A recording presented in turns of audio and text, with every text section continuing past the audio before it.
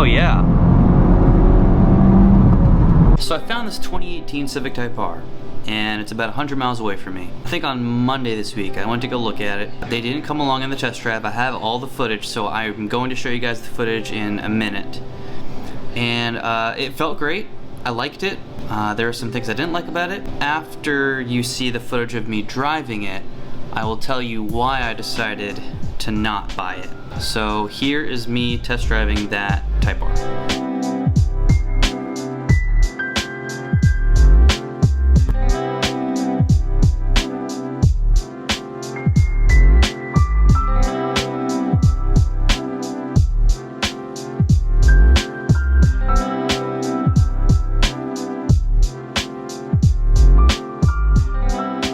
Okay guys, I'm here in the Type R. I'm gonna give it a start up. It's a little dirty. I guess it's been sitting here for a little while. It was sitting by the road. I hate these climate controls. Oh my God. So yeah, they're not gonna come on the test drive with me, which, whatever, that's interesting. I need to get the boost gauge up here. So I looked over the car and it has a lot of swirls. It'll definitely need a paint correction. They have it listed for 36.2, and that is too much. So I will not be paying 36.2 if I do buy this car. I need to plug my phone in because I'm in like the Bay Area, as in San Francisco. For those who aren't familiar with the West Coast, the Bay Area is like San Francisco, Oakland, San Jose, stuff like that. So I'm in that area, and the driving here is absolutely treacherous. It is terrible. Ooh. Oh, this head unit is terrible, guys. Take a look at this. It is so slow. Give me the CarPlay, dude. Let's go do this. Okay, the very first thing I don't like about this is that you have to hit the climate button to change anything having to do with the climate controls. Feels different, it feels heavier. Definitely feels heavier. What mode are we in? Okay, comfort mode.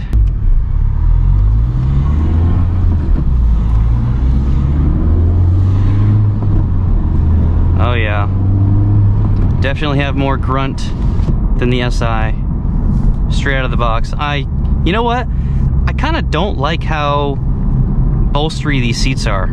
I'm not a huge fan of that style. It's kind of tight. Maybe it's because I'm wearing tight jeans because I gained weight and I haven't bought bigger jeans yet. This does have more of an exhaust note stock for stock versus the SI, versus the 10th gen. Little more of an exhaust note. And remember, this is a 2018, so this does not have the sound piped in through the speakers yet. That came out in 2020. Let's go to sport. Here we go.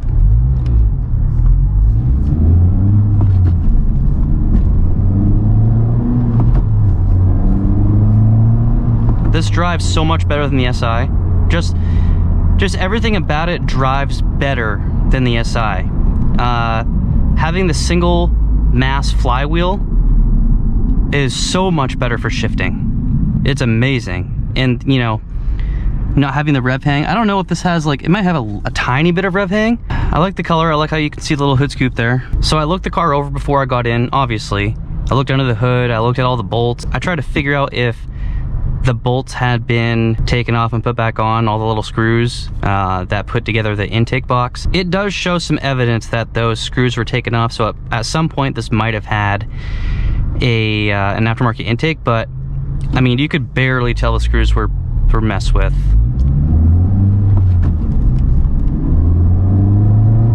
Man, this sounds good already. It really does. Okay. Nice difference in suspension feel with the sport mode.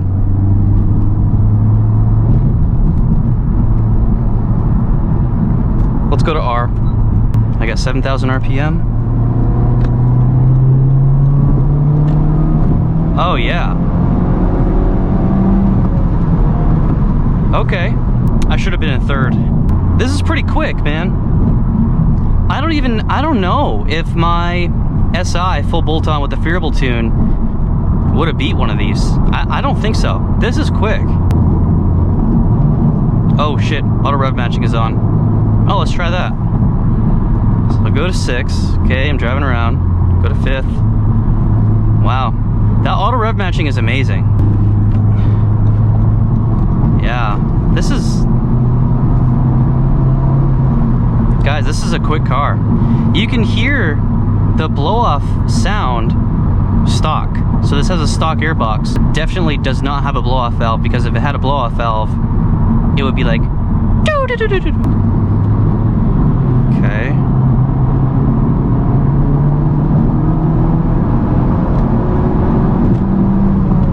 Guys, this is really fast.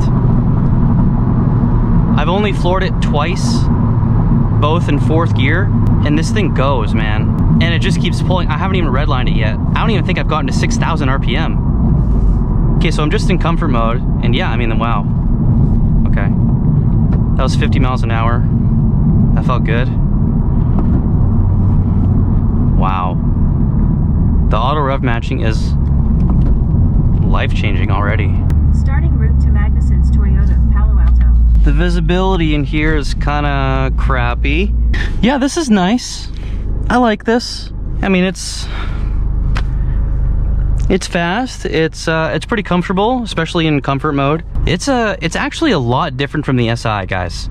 And it does feel a little bit heavier, but it just has such a phenomenal engine and transmission. I'm gonna see if I can floor it in 2nd gear this time, getting onto the highway. This is not half bad, guys. I still think this is a bit overhyped. I don't like all this red though. This is way too much, Honda.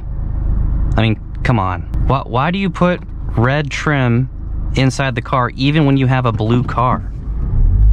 Like red and blue.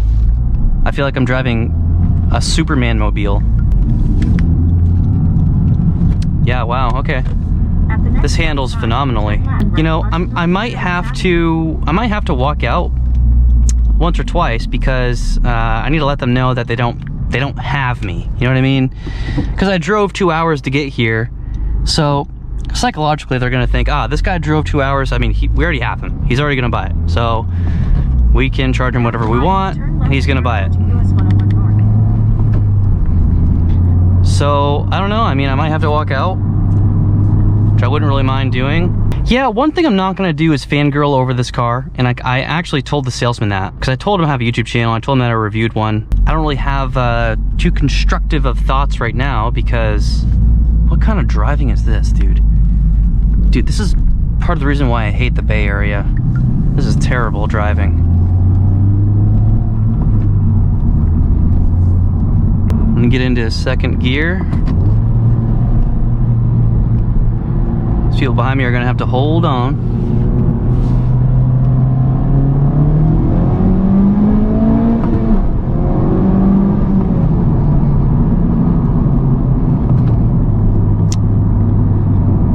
It goes pretty good.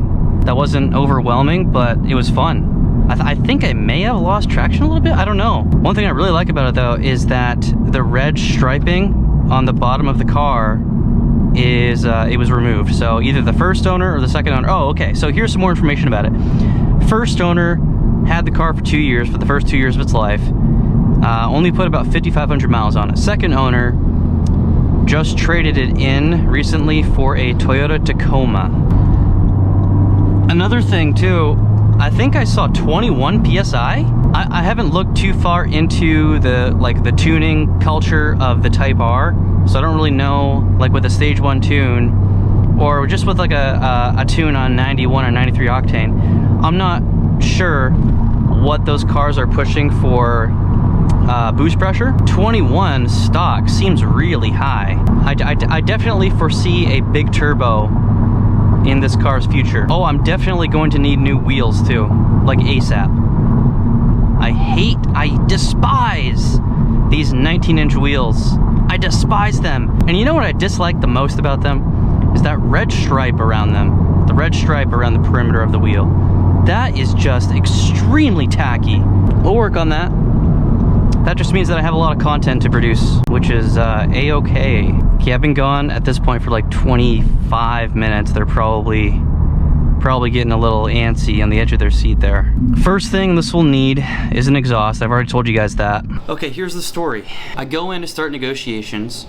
They said they would give me $500 more than what I owe on my car, which it's on the low side of the trade-in value, but okay, you know, I was more worried about getting the price of the Type R down. At least I wouldn't be going in with negative equity. We go in, and the first thing I do is I ask for the maintenance records. I wanted to know what condition the Type R was in when the dealership inherited the car.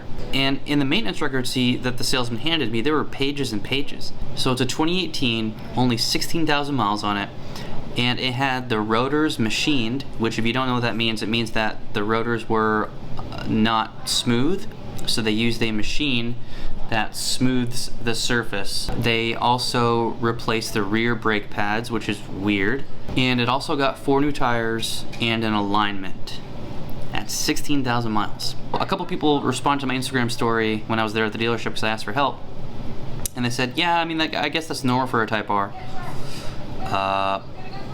You guys have seen what my car has gone through, my SI, and it has almost 21,000 miles, and the brakes are perfect, tires are fine, doesn't need alignment, nothing's wrong with it. That Type R most definitely has been taken to the track, at the very least one time. And the salesman was really nice. I do want to say that. The salesman was really nice. But he was like, well, you know, it's a performance car and, you know, this and that. In the back of my mind, I was just like, nope, nope, nope.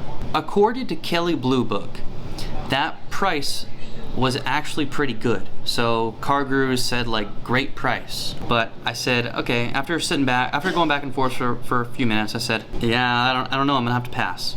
And he said, well, let me go talk to my manager, see what we can do. So he comes back and he's like, yeah, I mean, we could, I think he said, like, what would you like to see happen or something like that.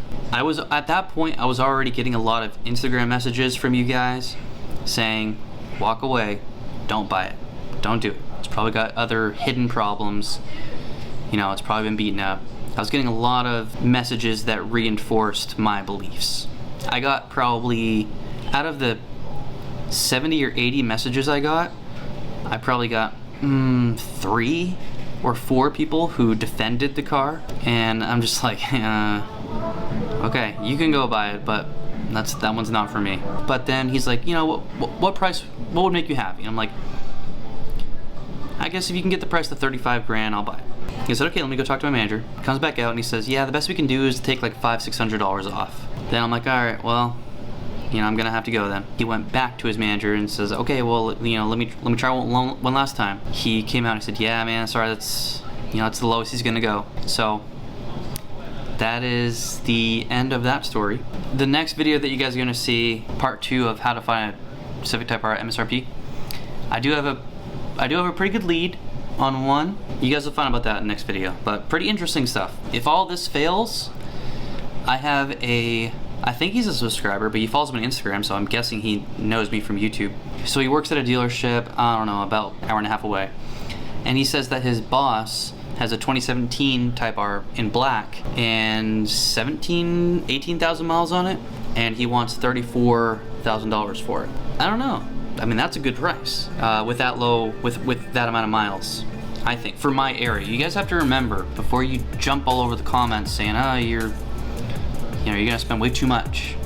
Well, I kind of have to, okay? I'm in California. I'm in the Sacramento area. Everything here costs more money. When you type in a value on Kelley Blue Book, they ask you what zip code you're in. And the reason they do that is so they can get information on your local market. Due to supply and demand and other whatever factors, used cars are expensive over here. So I had a bunch of people send me listings for Type Rs that are in New Jersey or Kentucky or something, and you know, that same Type R that I went to go look at would probably be up for sale for 32 or 33 in, you know, more towards the east side of the country. But if I were to buy one of those cars, I would still have to transport it over here, which would cost $1,500, $2,000. I'm stuck. You know, I have to buy a car over here. It just doesn't make sense. The furthest I'd be willing to drive out, if I did all the negotiations via phone and email, and I had everything in writing directly from like the sales manager or whatever, if I were to work out a deal like that, I think the furthest I'd be willing to drive is, I don't know, maybe 300 miles. but there's nothing out there, dude. I mean, 300-mile radius would encompass the entire, I think it would go into Oregon, definitely go into Nevada. There's nothing in Reno, there's nothing in Nevada, there's nothing in the southern part of Oregon. I gotta deal with it here, you know? If you guys have any other way to help me out or help me find a good deal on one, then let me know. I'm sorry I gave you guys a little bit of hope that I was gonna buy a Type R in this video, but I'm working on it, guys. I am 100% focused on getting this car. It will happen. Thanks for watching, and I'll see you in a couple days.